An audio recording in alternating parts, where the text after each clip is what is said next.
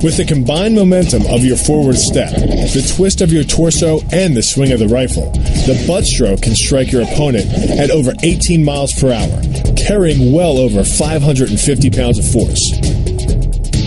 That's enough to drive a 16-penny nail through nearly 2 inches of pressure-treated wood. Add a follow-up slash and thrust with a bayonet, and the butt stroke becomes a real killer. But the real damage from the knee bar doesn't come from gravity. It comes from leverage. Once the knee is locked, your hips act like a fulcrum, and his leg acts like a lever, multiplying any force you apply. So even though the ligaments and tendons around the knee can sustain 1,700 newtons of force, the knee bar can load a lot more than that, enough to completely destroy the joint.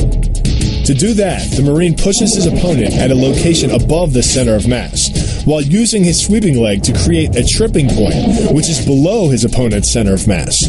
Once the loss of stability has occurred, gravity does the work, and the damage. On the ground and on his back, your opponent is now vulnerable to any number of finishing strikes. Working much like a nutcracker, your forearm and biceps apply pressure to your opponent's carotid arteries. Located on either side of the trachea, these two arteries are the only way to get blood to the brain. It can take less pressure than squeezing an orange to stop the flow of blood to the arteries. And with no blood flow, the brain shuts down almost instantly.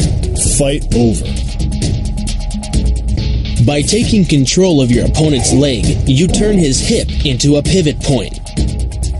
And there are two forces being imparted about the pivot point, one by the arm above and one by the sweep below.